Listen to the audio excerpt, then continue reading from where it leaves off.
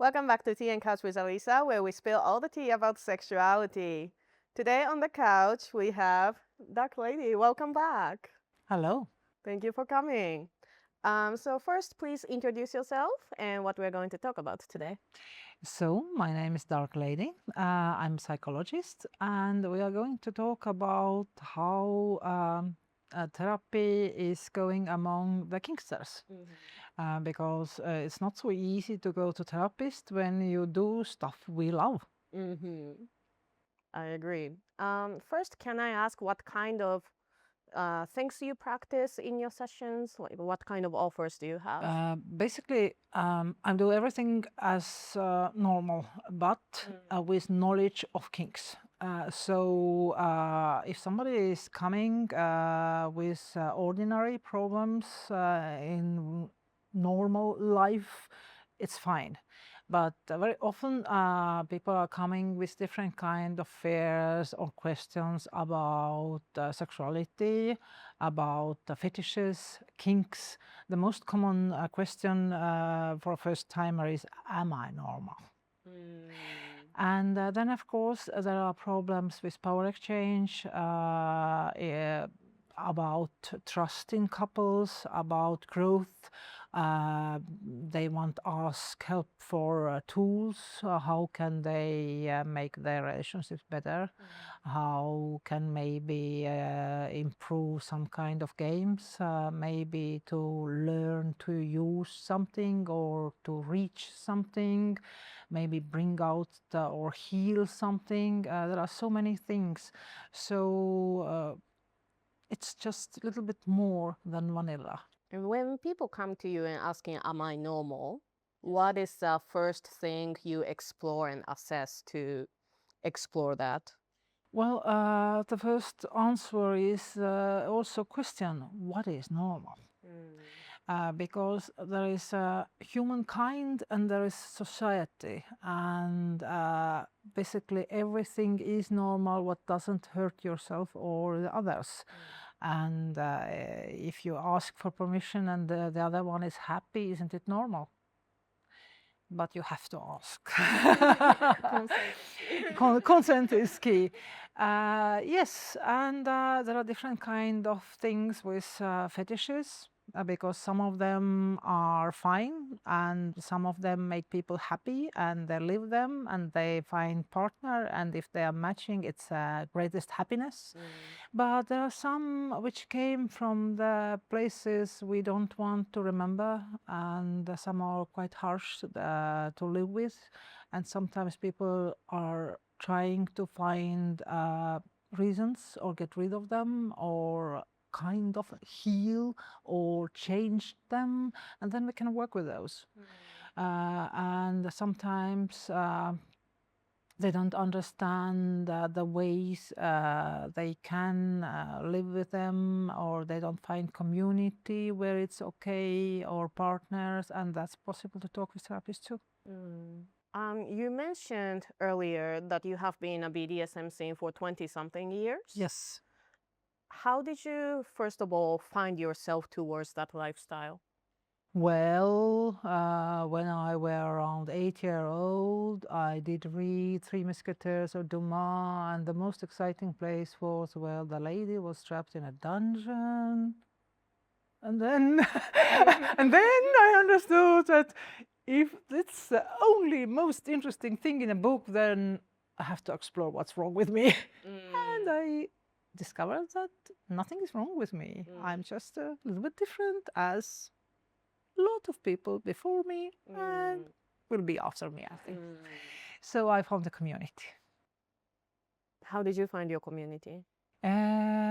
Internet was discovered. Yes, I'm older than internet, but but we also already started to discuss in groups when there were first groups about people, the likings, and I found the other kinksters, and then I found materials to read, and then I went to university, and then I found out that there are like more than 560 different fetishes, and when I basically learned them all and also the Latin names, and I was so proud of myself that now I know Then the person walked in my office door and presented me something I have never heard.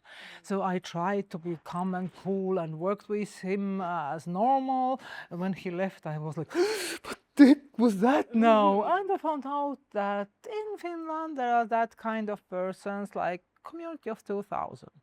So never don't think that you're finished and know everything. The fetish world is as big as a human mind, and it's endless. And you're very experienced in a lot of things, but what kind of label do you give to yourself? Like, are you a sub? Are you a dom? Are you a sadist, masochist? Oh, I'm psychologist. But in the bedroom, you take both roles. I'm psychologist. In the bedroom also. No, what I'm trying to say is that when you go to the AA meeting, you don't ask about the drinking behavior of the person who is leading it. So in my work life, I'm not taking it up, and with my partner, I live it quietly, the life I choose. But there are different things, like we were speaking about therapy and the roles. Then it doesn't matter much what is my role, because education, knowledge, and role can be very, very different. For example, if I were a sub, I could easily provide something like spanking therapy. Or if I would be a dom, maybe I can do the erotic hypnosis session for subs to empower them. So it really doesn't matter what role a psychologist has, because the knowledge and the tools are coming according the needs of the client. So I was joking a bit, but in reality, it doesn't matter. Can I ask a little bit more about the spanking therapy and how does it work? Oh, of course, of course. The spanking therapy is normal therapy, same as like fairy tale therapy or cuddling therapy. It's based on a pain, but not in a harsh pain, but also the process of surrounding feelings. It can, for example, give to the person the feeling of pain, which releases so many different kind of chemistry in your brain.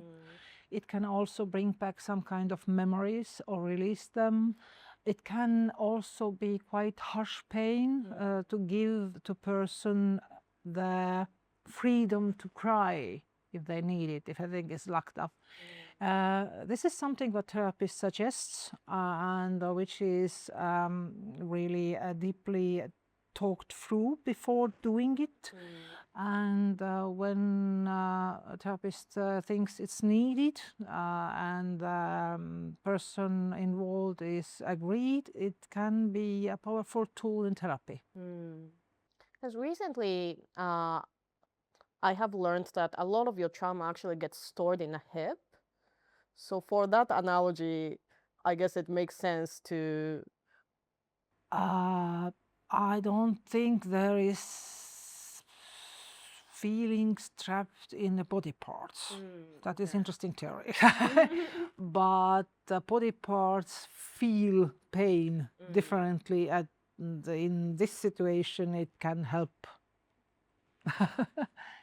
Why can a pain help for healing? Like, in what way can receiving the pain, receiving the spanking, can lead someone towards healing? It depends what is the goal, but pain itself, it's pushing the buttons, and if everything is stuck, it can open channels. It makes your brain chemistry rush. Nowadays, world has problem that everything is very safe. you don't feel cold. You don't have to work hard. You don't get all those feelings of cold, fear, hard work. So your body chemistry and your brain chemistry doesn't work so as it's supposed to work for a human being. So people are trying to find the ways to feel them alive again. They use drugs, they do extreme sex, which is not very healthy always if they don't know what they are doing. They are playing video games. So they are searching for the feeling of being alive, and they want their chemistry and their channels to be cleaned. So spanking therapy is one way. I mean, that makes sense because we're all like looking for some sort of stimulation in life, Yes, right? yes. And even our food is boring and we don't have to hunt it. I agree. What is a kind of your stimuli? What is something that gets you stimulated? Me, Mm, human mind. okay. The way people are getting light in their eyes, the passion, that is something what excites me. Let's talk about navigating kinks as a couple also, because I'm sure there's a lot of people who want to bring up that subject but don't know where to begin with to their partner. What kind of advice would you give to that person?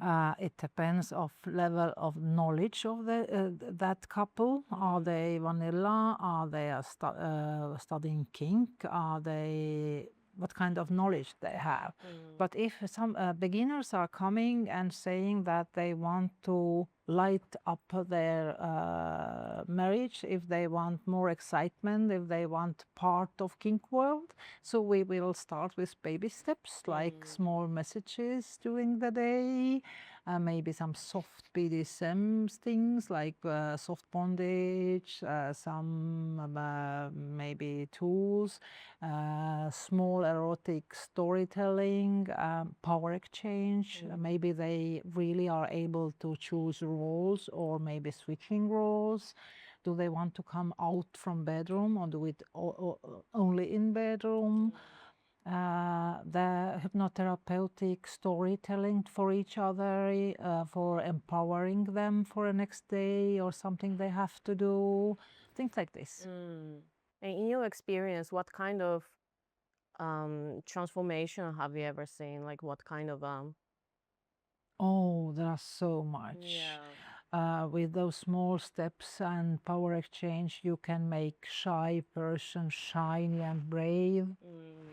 You can just make everybody feel better, to be stronger, more confident, look better. Everything through the power exchange, BDSM, and hypnosis and erotic hypnosis, everything achievable. You name it, I tell how to reach it.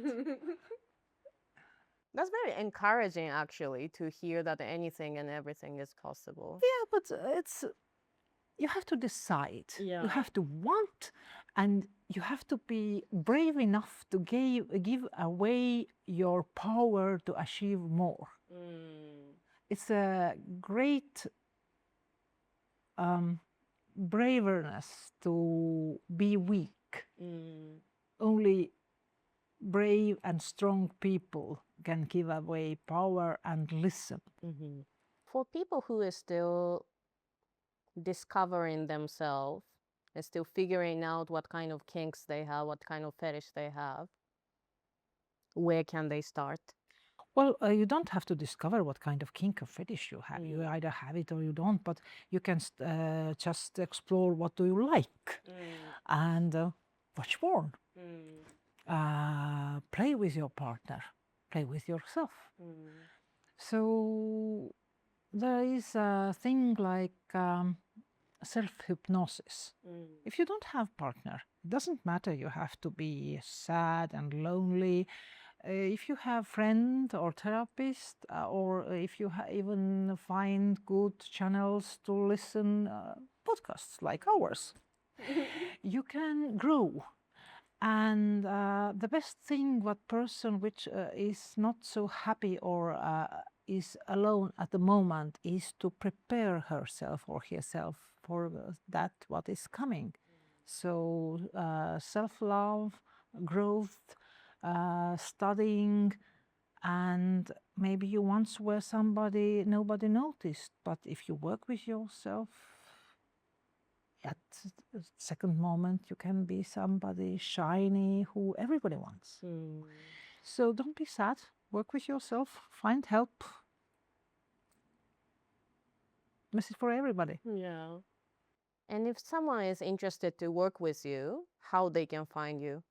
I hope maybe you can show it later, but you can find me through the WhatsApp and you can ask either for a session or help or contacts, and I'm glad to help. That's my life and I enjoy it greatly. That's my passion. That's beautiful. Makes my eyes. Yeah. So for the closing session, we always ask, what tea do you want to spill to your younger self? What is tea you want to spill to your younger self about the whole shebang, about the about the BDSM world? About the BDSM world. Don't wait for miracle. If he Mm. wants you, he will come. If he wants you, he will call. Everybody are making time for that, what is important. So never wait. If it's right, it works. If it's not, next thing. That's inspiring. Thank you so much, Dark Lady. Thank you.